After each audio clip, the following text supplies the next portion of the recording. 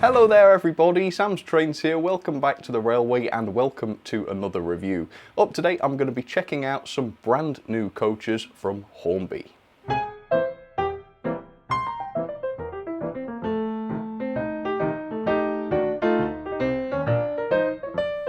Back at the start of the year, I did a review on Hornby's brand new pre-grouping four-wheeled coaches, and if you're interested in those, I'll pop a link up there. But today I'm going to be taking a look at Hornby's brand new six-wheeled coaches, and I've got a couple of them right here. So these are the Southern coaches, and can you spot a slight problem? Yeah, the brake appears to have had its body broken off. There's a loose coupling inside there, and the brake wheel has come off as well. Now, obviously, with damage that significant, this was going to be returned and replaced. But unfortunately, Hatton's, where I bought these from for £27 each, had completely sold out of them by the time I unpacked these and discovered the damage. Possibly because Hornby are refusing to supply them properly. Thank you very much for that, Hornby. So yeah, to get this replaced, I would have had to return it to Hatton's, get a refund, and then find another place that sells them, possibly hornby.com, for the full RRP, and I end up paying more. So I don't recommend anybody ever does that. So I've decided I'm just going to review this thing. Hopefully I'll be able to put it back together. But do you know what? Had Hornby not taken that funny turn and stopped supplying retailers properly, I might not have been showing yet another faulty Hornby product on the largest channel in the industry. So again, round of applause for Hornby. But yeah, this looks bad, but I'm hoping I'll be able to just pop the body back on and reseat the missing parts, and hopefully it will be okay. So Southern six-wheeled coaches, we'll see what these are like. Hopefully they'll be quite decent. The RRP is £30 to £31, something like that, I think. So we'll find out what these are like. Here we go, Hornby six-wheelers. What are those? They are my Hornby Southern coaches. So yeah, the RRP is £29.99, just to confirm. I wasn't very clear just then, was I? Although, interestingly, I am filming this in July, before Hornby's supposed price increase comes into play. So if these do go up in price by 10%, that will make them £33 RRP, which makes them more expensive than the superior Hatton's Genesis coaches. So that'll be an interesting turn of events. If that's true, once the Hatton's Genesis range comes out, there will be no need to keep these around, will there, Hornby? What a shame. Okay, so I'm interested to see what the extent of the damage to this brake is, so we will start with this one. So I'll show you the end of the box. So the product code for this one is R40087. It is the Southern six-wheel brake third class coach, and it's number 3750. And of course these are generic coaches, so there's nothing really to see on the back of the box or anything. Right, let's see what has happened here then. Has somebody sat on it? I really don't know. I had to double take when I took this out of the box, I can tell you. Right, here it comes. Oh wow, the damage is worse than I thought. So we've got what looks like a handrail here. What has happened to this? Some sort of vacuum pipe or something. Oh God, I thought this was going to be an easy fix. We'll have a look. So yeah, safe to say, not dreadfully impressed with the build quality of this. Coupling, no idea how that came out, because it was supposed to be secure in a NEM pocket, whatever. And there is the brake wheel right there. Okay, so how many separate parts is that? That's 4 so far before I've even opened the tray. We've got the body, which is off. Oh, and interestingly, the interior is sort of loose as well. Okay. And then, oh wow, some of the black paint has come off the weight there. But hopefully this will be able to fit back on to the chassis easily enough. Yeah, more or less. So now we can actually look at the coach in more or less assembled form. I'll put the other parts on a bit later on. Yeah, I mean, it's a nice looking coach, isn't it? The finish is a little bit plasticky. If I'm correct about this, I don't think Hornby actually paint these coaches. No, it's just moulded in the green plastic, which is a bit cheap and nasty, isn't it? But the lining, nonetheless, is pretty good. It looks fine. We'll take a closer look at all of that in just a second. Level of detail is basic, like I said, of the four-wheeled coaches. This looks equally basic, and we know that the Hatton's Genesis range is going to be far more detailed than this for the same price. But, I mean, those aren't out at the moment, and these are. So at the moment, these are a pretty good option. More on this in just a second, hopefully once it's been fully assembled. And then we do have these, of course, which are the footboards, I believe, and you can fit these to the bottom of the coach if you want to. That's just like steps, basically, for folks to climb up to get onto the model. And then I think this little bit of paperwork just shows you, yeah, shows you how to remove the body and such.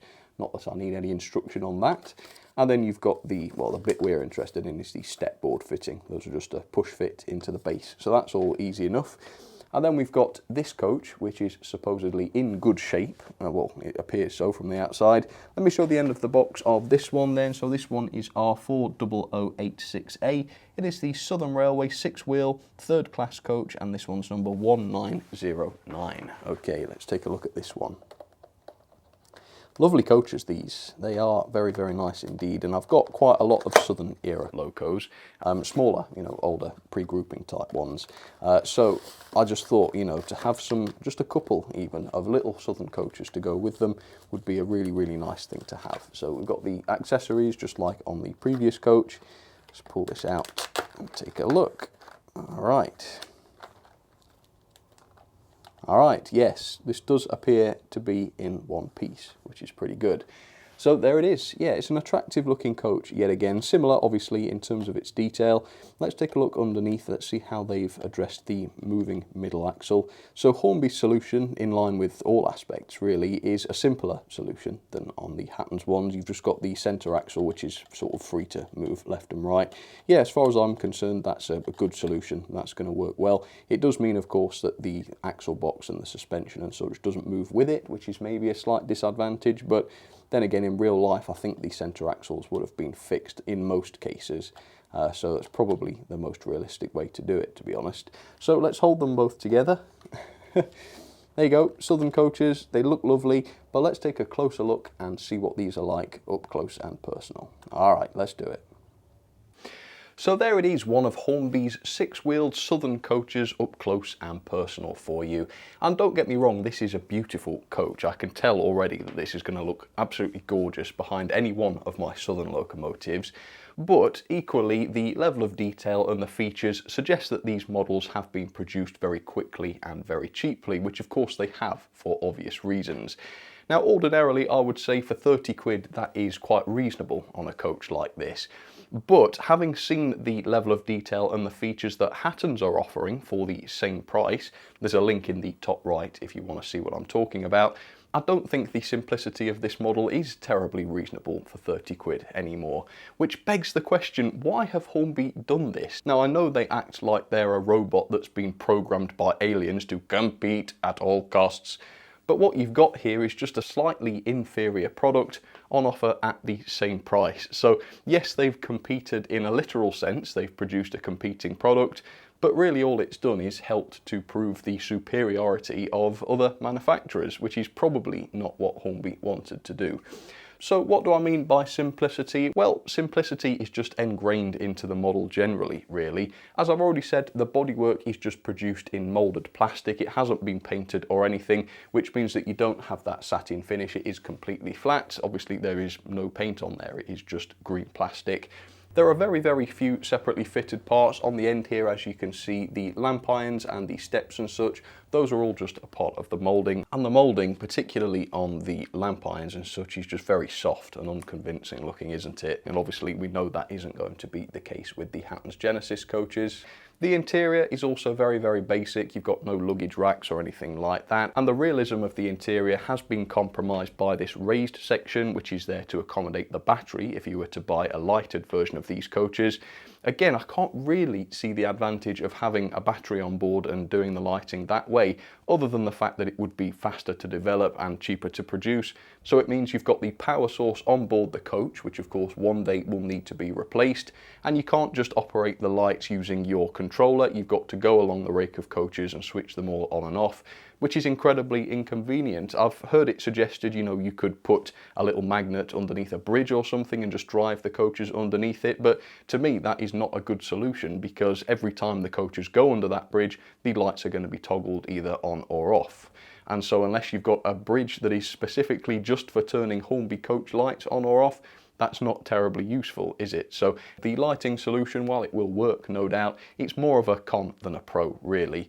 And then of course you've got the all plastic construction. So the footboards that we've seen, those are just plastic, they're not etched metal or anything like that. And all of the different parts you can see fitted to the model appear to be plastic, with the exception of a few of these metal handrails, as you can see, and also these nicely produced metal buffers, although they're not sprung or anything like that. Obviously the wheels are cast metal and they do actually look pretty good. As you can see, there's plenty of detail on the face of the wheels there, and the underframe detail in general is quite good. There's plenty of moulded detail there, and you can see all of the sort of suspension and the different workings and such. Like I say, they're not bad coaches by any means, and the extra decoration that's been painted over the main body is done to a high standard. So you've got all of the lining and such, which looks good. All of the lettering is very, very good. It's all nice and level, none of it's on the wonk or anything. So yeah, the decoration and the print work itself can get a pass. It looks very good. And you do have what appear to be separately fitted handrails on all of the doors, which really does add a level of depth to the coach, which is great. And then up on the roof, I think this would be the electric roof furniture, unless I'm much mistaken. Please do let me know if that's the case, which on these models I think has been applied very, very nicely. I think the roof furniture on the LBSC coaches I looked at from Hornby was a little bit wonky and not that convincing. This looks much better though, so you've got that. And obviously the roof has been painted a different colour as well. So overall, nice looking coaches, not the greatest, and value for money isn't as great as it may seem, but it's not terrible or anything, although I'm glad they don't cost much more than 30 quid. But we need to get these onto the track now and see how they perform. I'll do the rolling test, and of course I will unite them with a southern locomotive and see how that looks. All right, looking forward to it. Okay, so the coaches are down onto the track, ready for the first test, and I've selected an early southern locomotive. It's the M7, which is a very, very beautiful Drummond design, originally from the LSWR, I believe. Right, so performance hasn't impressed me so far. The two things that wagons and coaches need to be able to do is stay on the track without derailing and roll freely.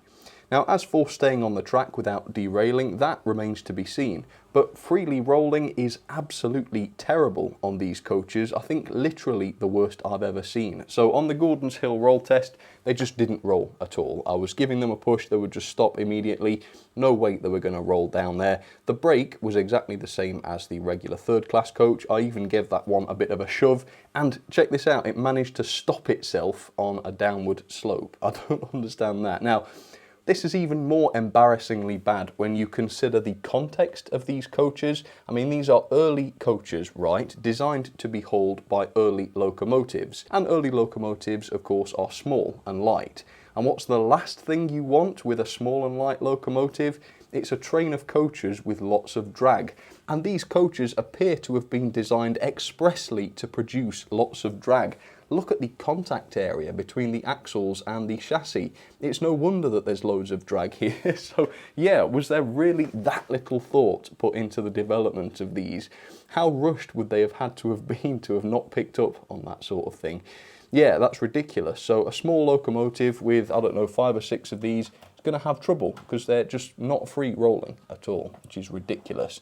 Now the Hatton's Genesis coaches, I thought those were not very free rolling, but at least they didn't just stop immediately. That's crazy.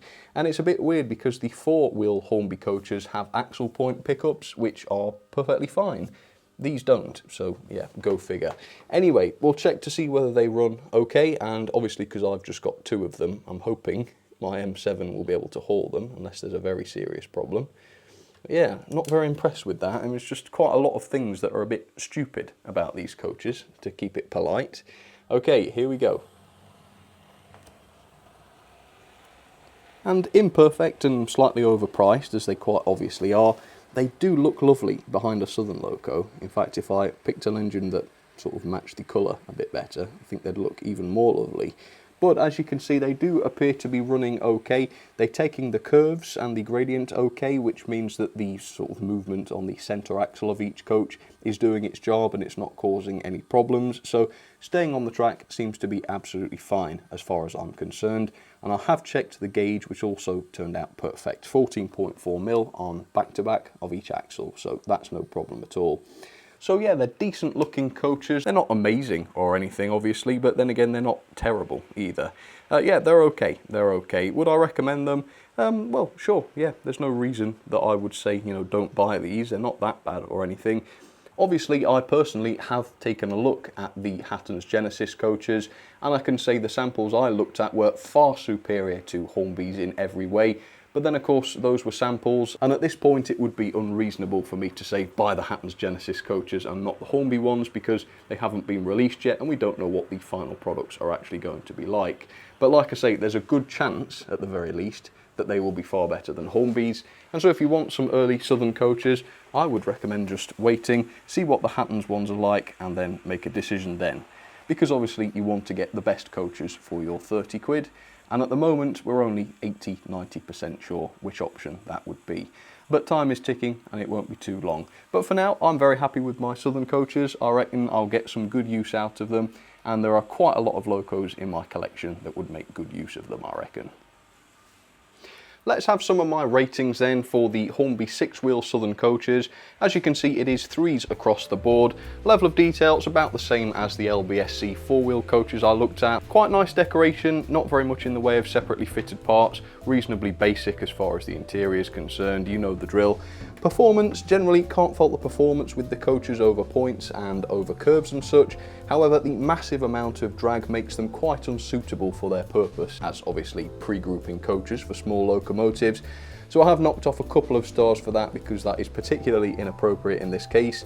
The quality I've given 3 star. Now obviously this loco has been subject to rough handling in transit, so I haven't been too harsh on the quality problems I experienced because of that. However, the way a model and its packaging responds to rough handling in transit says a lot to me about its quality, so I have represented that there. It loses another mark, of course, for the largely plastic construction, which leads to not very heavy models. They weigh 66 and 69 nice grams respectively. Value for money then, for £27 from the retailers or £29.99 RRP, probably going up to £33 RRP or thereabouts, depending on Hornby's price increase. Yeah, it's not terrible or anything, but as we know, there are similar and better products out there, or soon to be out there, for the same or slightly less, depending on Hornby's price increases price. So yeah, that is just 3 star for me. They're absolutely fine, don't get me wrong, but they're not a bargain, of course. Overall then, that is 6.00 out of 10. Into the logbook we go. Yep, unfortunately they are last. Quite similar to the 4-wheeled coaches, but of course the poorer performance and the quality issues I personally experienced do put them just a little bit below those. Okay, there you have it. So that is it for another review. I hope you enjoyed that one. Yeah, it is fun to look at new coaches, even if they're not the greatest in the world. I would still say I like these things. So I hope you did as well. Thank you very, very much for watching, and I will see you very, very soon for another review. Don't forget to comment down below. Let me know what you think about these, and let me know your experiences as well. For now though, I'll see you on the next one. All right, cheers folks. Take care.